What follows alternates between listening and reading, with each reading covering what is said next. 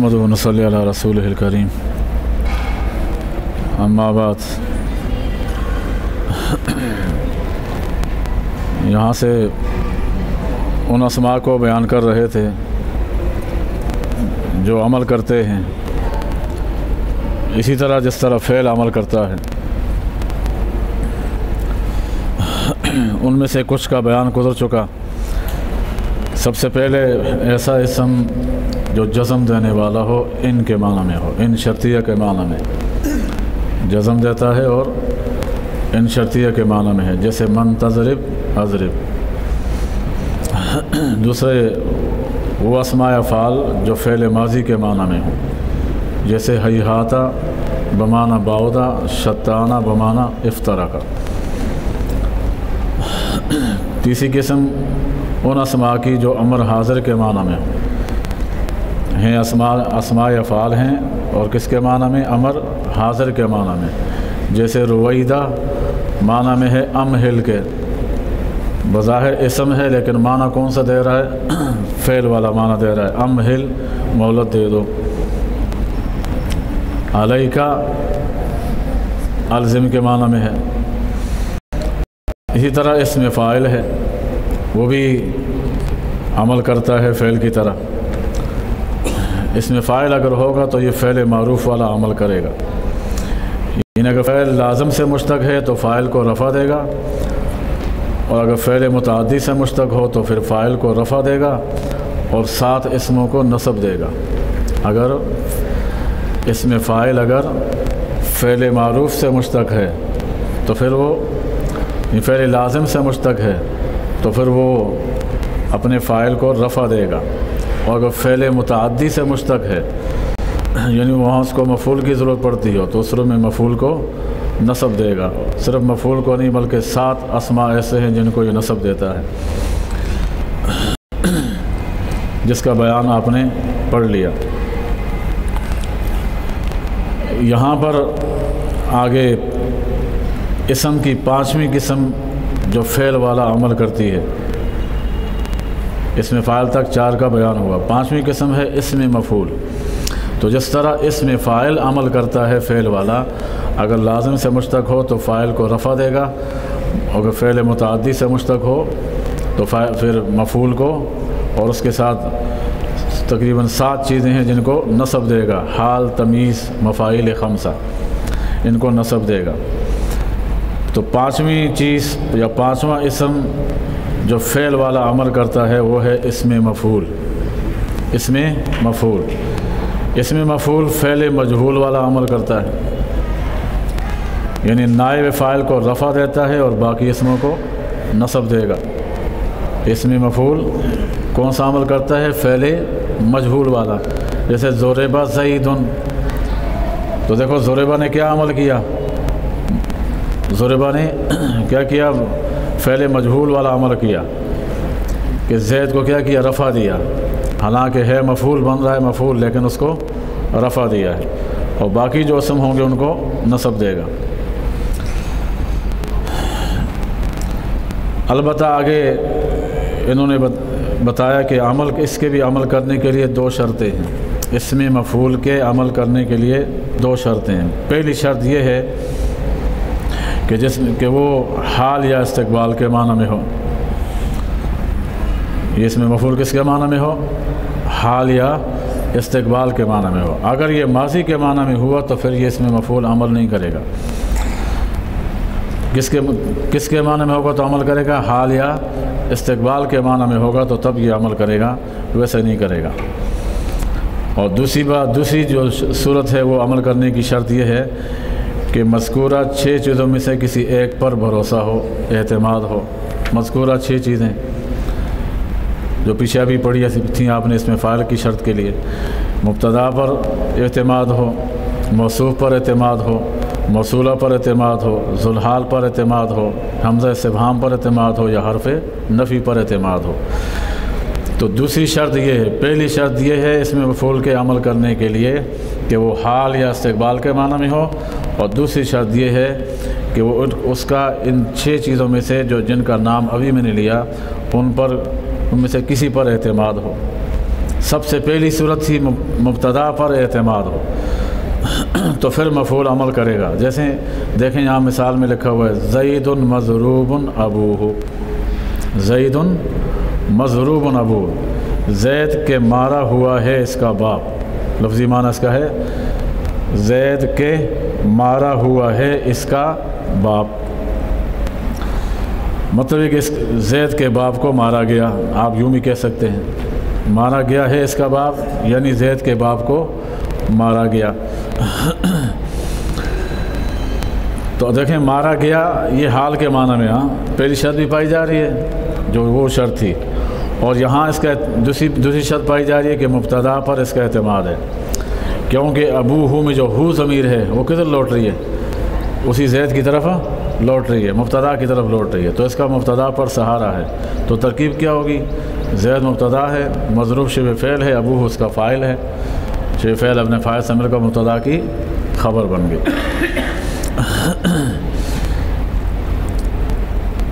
یہ اوپر بتا رہے ہیں کہ یہ اس کی مثال اس مفعول کی مثال ہے کہ جس کا فعل متعدی ایک مفعول کی طرف متعدی ہو اور دو مفعولوں کی طرف متعدی ہو. اس کی مثال عامر موتن غلامہ درہمن، عامر موتن غلامہ درہمن، عامر کے دیا گیا ہے اس کے غلام کو درہم، عامر کے دیا گیا ہے اس کے غلام کو درہم. تو موتن ایک مفعول ہے، درہمن دوسرا ہے، دو ہے. اب یہاں دیکھیں اعطا، چونکہ لفظ اعطا یہ دینا عطا کرنا یہ دو مفعولوں کو چاہتا ہے، ایک مفعول کو نہیں چاہتا، تو اس لیے دو مفعول ذکر کیے ہیں. موتن ایک ہے، دوسرا درہمن دوسرا ہے. تو یہاں اس کا بھی اعتماد کس پر ہے؟ مبتدا پر ہے. عامر مبتدا ہے، عامر کیا بن رہا ہے؟ مبتدا ہے. موتن صیغہ اس میں مفعول ہے، غلامہ اس کا فاعل ہے، اور درہمن اس کا مفعول ہے. تو صیغہ اس میں جو شبہ فعل اپنے فاعل اور مفعول سے مل کر جملہ اسمیہ ہو کر کیا بنے گا؟ عامر کے لیے مبتدا کے لیے خبر بن گیا.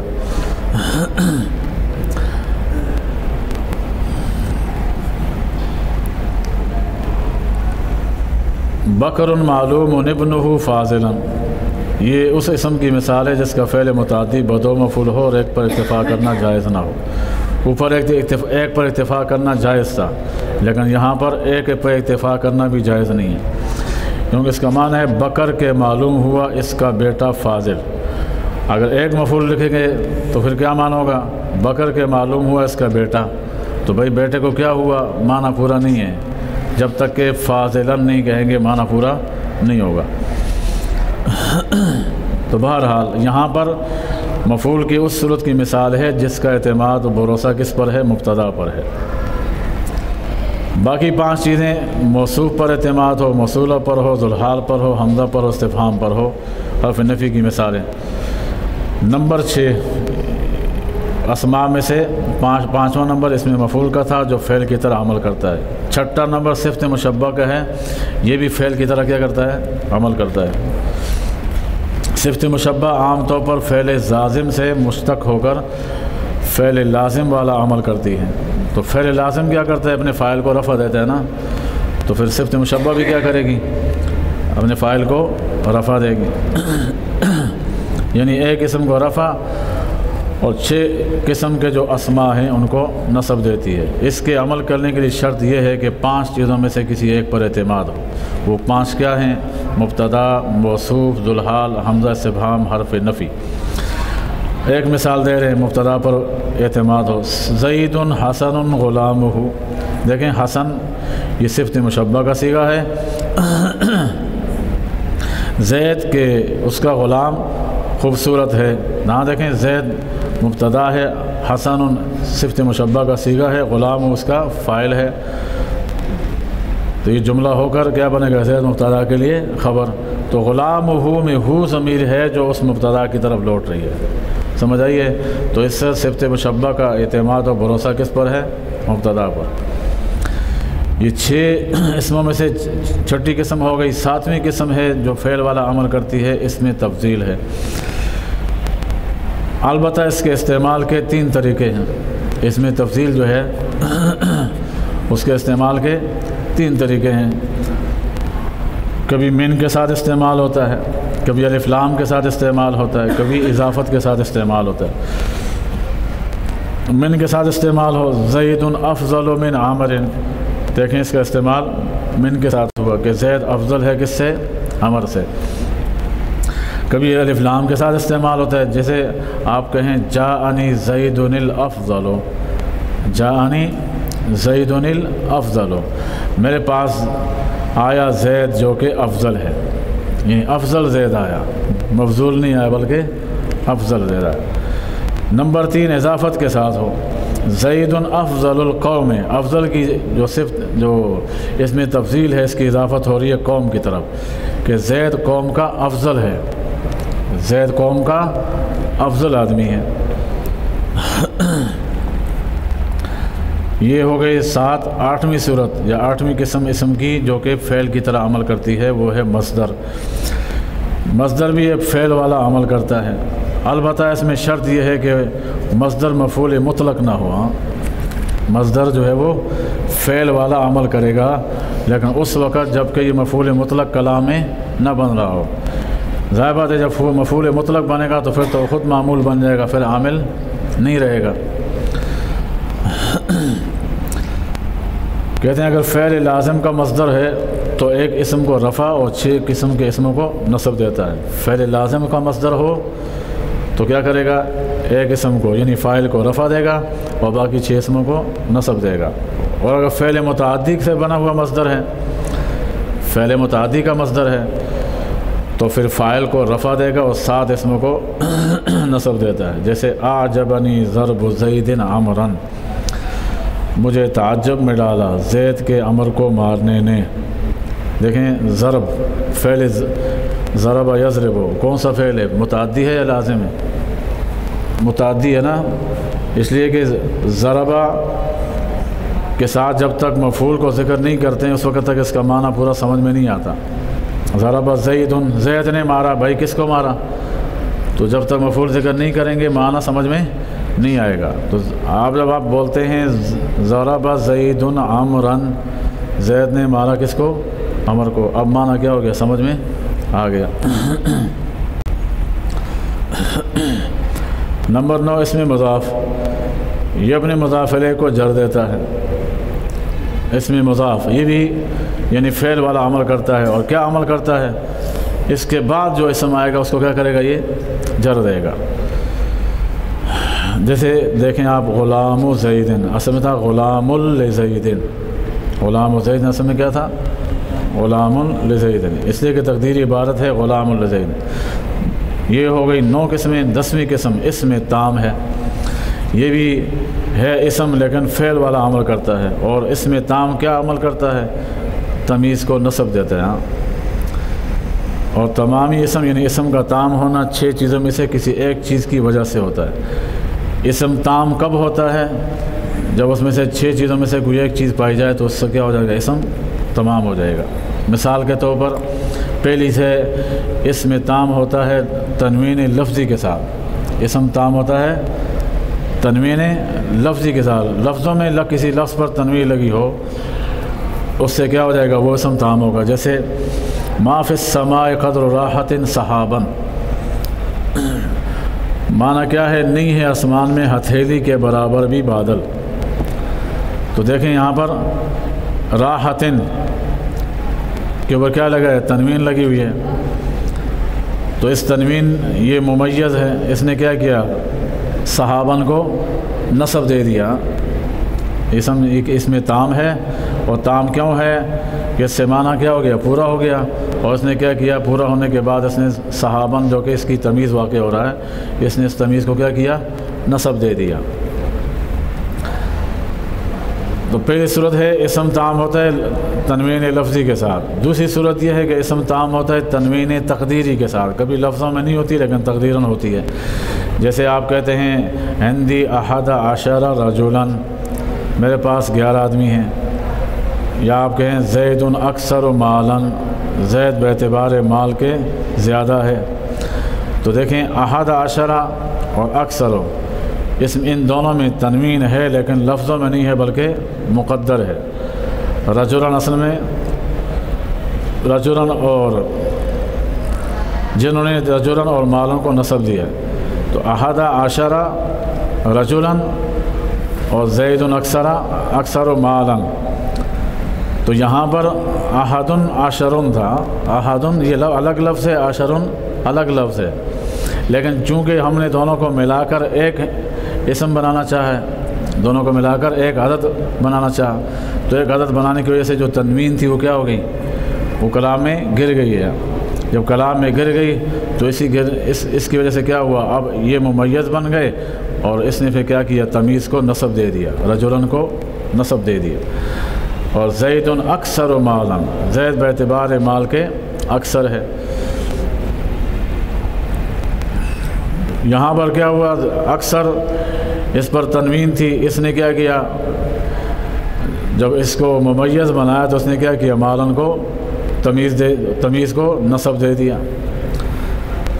تو دوسری صورت یہ ہے کہ اسم تام ہوتا ہے تنوین تقدیری کے ساتھ۔ تیسری صورت یہ ہے کہ اسم تام ہوتا ہے نون تثنیہ کے ساتھ بھی۔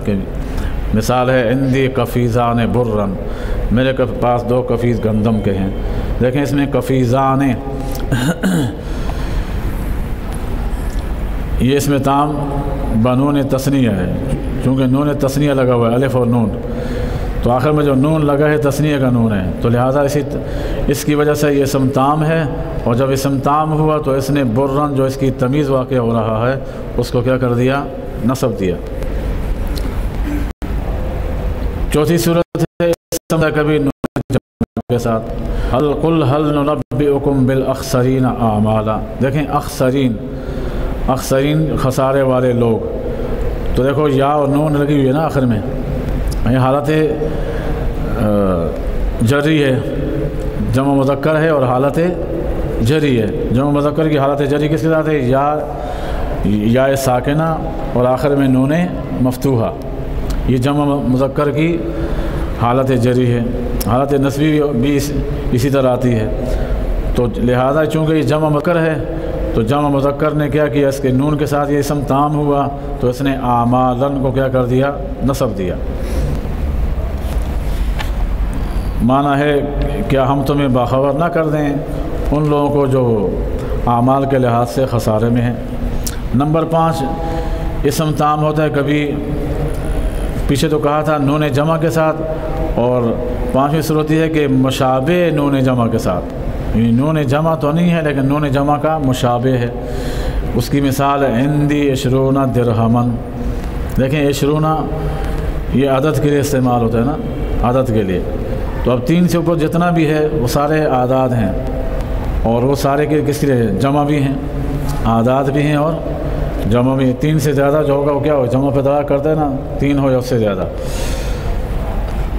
تو یہ حقیقتاً تو ہم اس کو جمع نہیں کہہ سکتے کیونکہ اصل میں تو عدد ہے، یہ کیا ہے، یہ عدد ہے، لیکن چونکہ یہ واو اور نون، جمع کے آخر میں بھی واو اور نون آتا ہے نا، جمع سالم کے آخر میں واو اور نون آتا ہے، لہذا اس کے آخر میں بھی کیا ہے، اس عدد کے آخر میں بھی واو اور نون ہے، تو چونکہ یہ نون جمع مذکر سالم کے مشابہ ہے، لہذا جس طرح نون جمع مذکر سالم کا اس میں تام ہوتا ہے نون کی وجہ سے، اور پھر وہ تمیز کو نصب دے سکتا ہے، تو یہ 20 بھی اس کے مشابہ ہونے کی وجہ سے کیا کرے گا، درہمن جو کہ تمیز ہے اس کو نصب دے گا۔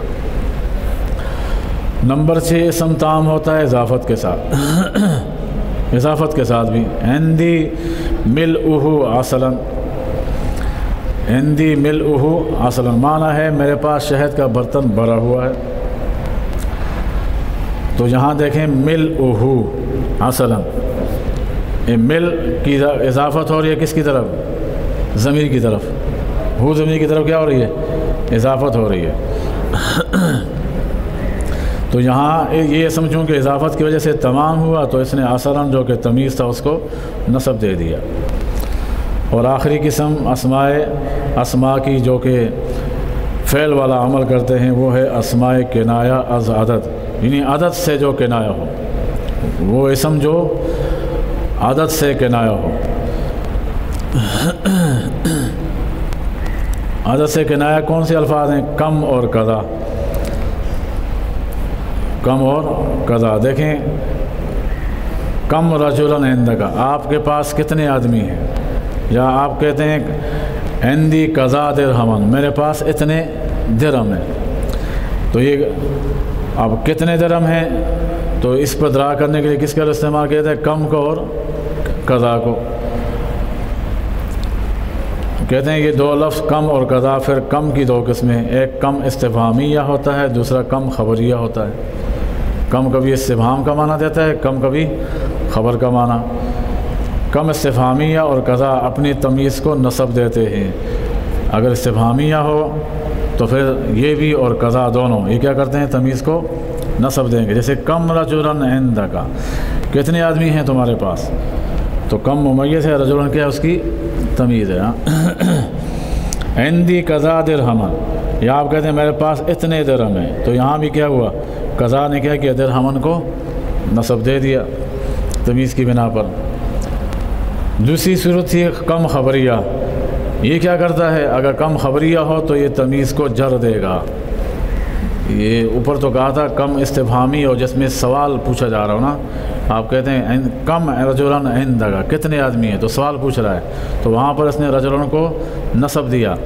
لیکن اگر کم خبریہ ہو، استفہام مقصود نہ ہو، تو وہ کیا کرے گا، پھر تمیز کو نصب نہیں دے گا بلکہ تمیز پر جر آئے گی. جیسے کم مال انفقت، کم مال انفقت، کتنا ہی مال میں نے خرچ کیا ہے. وہ کم دار بنیت، اور میں نے کتنے گھر میں نے بنائے ہیں. دیکھو یہاں پر یہ نہیں بتایا، استفہام نہیں ہے، استفہام نہیں بلکہ خبر دے رہا ہے کہ میں نے تو میں نے اتنے گھر بنائے، تو یہ خبر دینا مقصود ہے. میں نے تو بہت سارے گھر بنائے، میں نے تو بہت سا مال خرچ کیا. تو معنی یہ اصل میں قرآن مجید میں بھی استعمال ہوا ہے. کم من ملک فی السماوات، کتنے سارے فرشتے ہیں آسمانوں میں کہ لا تغنی شفاعتہم، ان کی سفارش بھی ان لوگوں کو قیامت میں کام نہیں آئے گی، کوئی کسی کی سفارش نہیں کرے گا. تو یہاں تک جو ہے سب سے پہلے حروف عاملہ کو بیان کیا، وہ حروف جو فعل والا عمل کرتے ہیں. پھر اس کے بعد ان افعال کو بیان کیا جو عمل کرتے ہیں،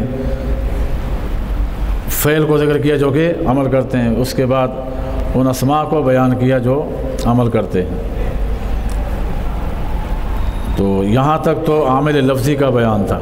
یہ سارے تینوں کے تینوں کیا تھے، عامل لفظی تھے، حروف، افعال اور اسماء. بعض حروف جو فعل والا عمل کرتے ہیں، اور فعل تو خود عمل کرتا ہے، عمل کرنے میں اصل ہے. اور اسماء بھی کیا کرتے ہیں، فعل کی طرح. بعض اسماء ایسے ہیں جو فعل کی طرح عمل کرتے ہیں، ان کی 11 قسمیں آپ نے پڑھی. یہ ساری کی ساری عوامل لفظیت ہے. دوسری قسم تھی عوامل کی، عوامل معنوی یا عامل معنوی، جو عامل لفظی نہیں ہے لیکن لفظوں میں عامل نہیں ہے لیکن معنوی طور پر کیا کرتے ہیں، وہ عمل کرتے ہیں. کوئی اسم ایسا ہو کہ لفظوں میں اس پر کوئی بظاہر عامل داخل نہیں ہے. ہاں، کوئی اسم ایسا ہو کہ لفظوں میں اس پر کوئی بظاہر عامل داخل نہیں ہے. جیسے من خیر، من نے کیا کیا، لفظ خیر کو جر دیا نا.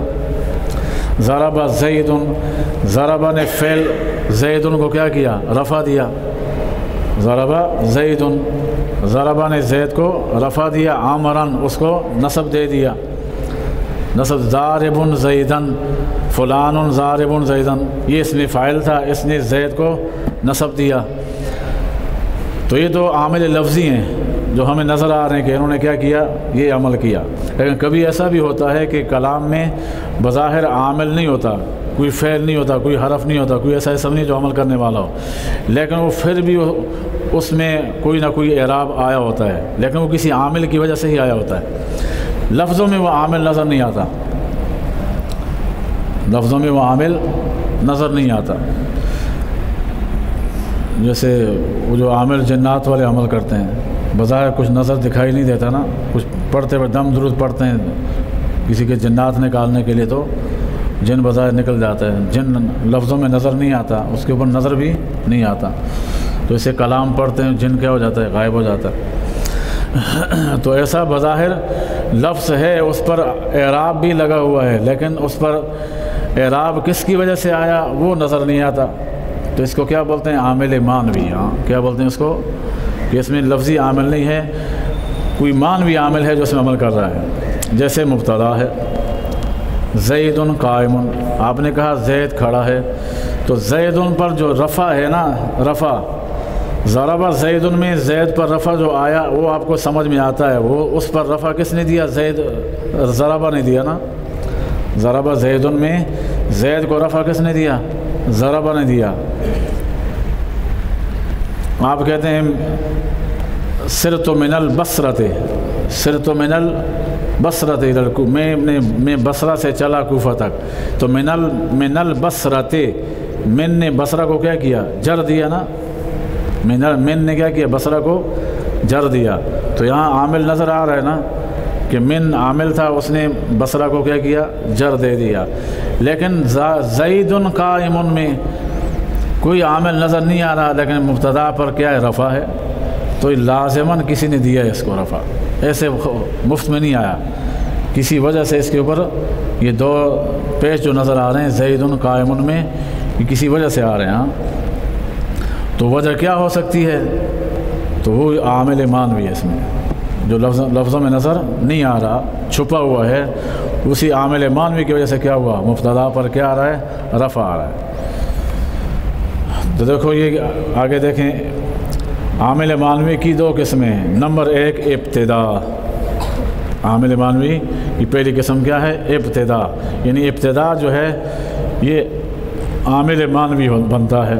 بظاہر کسی لفظ میں آپ کو نظر نہیں آئے گا، اس پر دو پیش نظر آ رہی ہیں، لیکن عمل کرنے والا کوئی عامل نظر نہیں آئے گا، لیکن وہ پھر بھی مرفوع ہوگا، تو سمجھ لینا کہ وہ کس کی وجہ سے مرفوع ہے؟ عامل معنوی، اس کا نام ہے ابتدا۔ اس کا نام کیا ہے؟ ابتدا کی وجہ سے مرفوع ہے۔ تو زید قائم میں زید جو مرفوع ہے یہ کس کی وجہ سے ہے؟ اس وجہ سے کہ یہاں اس میں جو عامل معنوی ہے وہ ابتدا ہے، تو ابتدا کی وجہ سے کیا ہوا؟ زید مرفوع ہو گیا۔ اور قائم یہ مرفوع ہے کیوں؟ اس کی خبر ہے، قائمن پر جو رفع آ گیا کیا بن رہا ہے؟ مبتدا کی خبر بن رہا ہے۔ تو اس ابتدا نے مبتدا کو رفع دیا، اور جو قائمن تھی خبر اس کو بھی رفع دیا۔ تو اب دونوں کے اندر کون عامل ہوا؟ ابتدا، اس نے مبتدا کو رفع دیا اور خبر کو بھی رفع دے دیا۔ تو یہاں دو مذہب ہیں، ایک مذہب یہ ہے کہ ابتدا ہی دونوں میں عامل ہے، اس نے مبتدا کو رفع دیا، خبر کو بھی رفع دیا۔ بعض کہتے ہیں ابتدا عامل ہے مبتدا میں، اور مبتدا عامل ہے خبر میں۔ ابتدا عامل ہے مبتدا میں، جو عامل معنوی ابتدا تھا نا، اس نے مبتدا کو رفع دیا، لیکن خبر میں جو رفع آیا وہ ابتدا کی وجہ سے نہیں آیا، بلکہ وہ مبتدا کی وجہ سے آیا۔ مبتدا نے خبر کو رفع دے دیا، تو زید نے مارا عمر کو، عمر نے مارا بکر کو۔ ہاں زید نے مارا کس کو؟ عمر کو، عمر نے مارا بکر کو۔ آپ کی چپل کسی نے باہر سے اٹھا لی، ہاں آپ گئے باہر، چپل نہیں تھی وہاں پر، یہ واقعات تو پیش آتے رہتے ہیں۔ آپ نے آپ نے کہا چلو میری کسی نے اٹھائی، میں کسی اور کی اٹھا لیتا ہوں۔ ہاں تو زید نے مارا عمر کو، عمر نے مار دیا چماٹ کس کو؟ بکر کو لگا دیا۔ تو آپ کی چپل کسی اور نے اٹھائے، اور کسی اور کے چپل آپ نے اٹھا دیے۔ تو یہ والا معاملہ ہوا کہ ابتدا عامل ہے مبتدا میں، اور مبتدا عامل ہے کس میں؟ خبر میں۔ یہ جائز نہیں ہے، یہ نہیں کہ ایسا کرنا شروع کر دو آپ کہ آپ کی چپل کوئی اٹھا لے اور پھر آپ کسی دوسرے کی چپل کیا کریں؟ اٹھا لیں۔ پہلے ایک مصیبت تھی، اب دو مت نہیں، اب وہ بھی ڈھونڈتا پھرے گا اور آپ بھی ڈھونڈتے پھریں گے۔ تو کسی کے چپل نہیں اٹھانے چاہیے، پیدل چلے جاؤ، ننگے پاؤں چلے جاؤ، لیکن کسی کے چپل نہیں اٹھاؤ۔ خود تکلیف برداشت کر لو، دوسرے پہ تکلیف نہ آنے دو۔ ہاں تو ابتدا عامل ہے مبتدا میں، اور مبتدا عامل ہے خبر میں۔ دوسرا مذہب یہ ہے کہ مبتدا عامل ہے خبر میں اور خبر عامل ہے مبتدا۔ ایک مذہب یہ بھی ہے کہ مبتدا عامل ہے خبر میں، خبر عامل ہے مبتدا میں۔ برعکس مبتدا نے خبر کو رفع دیا اور خبر نے مبتدا کو رفع دیا. یوں سمجھ لو آسان لفظ، زید نے عمر کو چماٹ ماری، عمر نے زید کو چماٹ لگائی. ہاں اب تو سمجھے نا. تو مبتدا نے کیا کیا؟ رفع دیا خبر کو، خبر نے رفع دیا مبتدا کو. بعض کا قول یہ ہے.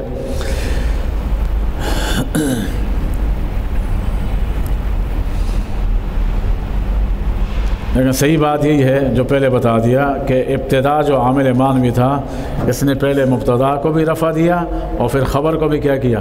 رفع دیا. یہ ہے پہلا عامل مانوی ابتدا. دوسرا عامل کبھی عامل مانوی ہوتا ہے وہ فعل مضارع. کون ہے؟ فعل مضارع. فعل مضارع کا عامل ناصب اور جازم سے خالی ہونا.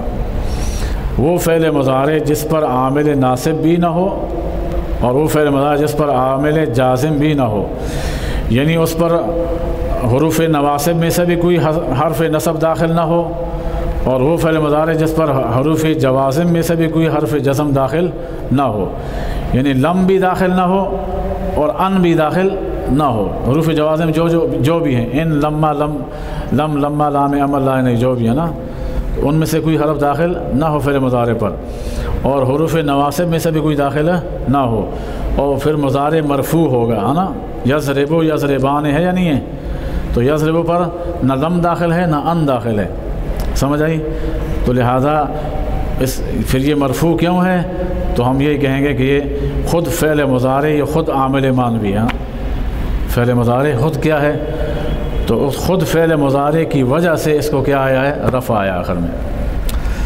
یہ فعل مضارع، خود فعل مضارع کیا کرے گا؟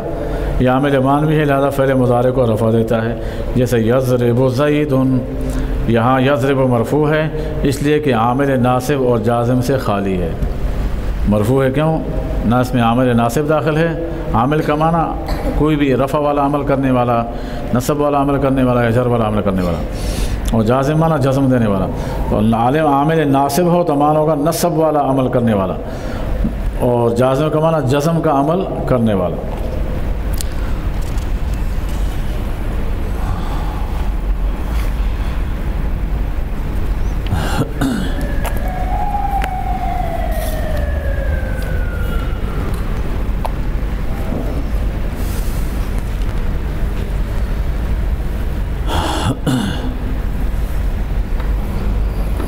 کل سے انشاءاللہ ناشتے کے بعد 11:15 یا 11 تک تفسیر ہوگی، اور اس کے بعد پھر یہ نہ ہوگی. دوسری جو 100 بھی آتے ہیں ان کو بھی بتا دیجیے گا، وہ بھی بیٹھے ہوئے. 11ویں سپارے سے انشاءاللہ شروع کریں گے. مولانا قاری محمود رسن صاحب وہ کیونکہ رمضان میں نہیں آتے تو رمضان تک وہ 10 تک وہ چلائیں گے. اس کے بعد پھر آگے پھر میرے ذمے میں پڑھا لوں انشاءاللہ. الحمدللہ رب العالمین والصلاة والسلام علی سیدنا النبی والسلام. اللہم صلی علی سیدنا مولانا محمد وبارک وسلم وسلم علیہ. ربنا فاغفر لنا ذنوبنا وکفر عنا سیئاتنا وتوفنا مع الابرار یا عزیز یا غفار یا رب العالمین. اللهم انك عفو كريم تحب العفو فاعف عنا يا كريم. اللهم لك الحمد كما ينبغي لجلال وجهك وعظيم سلطانك. اللهم لك الحمد كما انت اهله ولك الشكر كما انت اهله. فصل على محمد كما انت اهله. وصلى الله تعالى على خير خلقه محمد وعلى اله وصحبه اجمعين برحمته.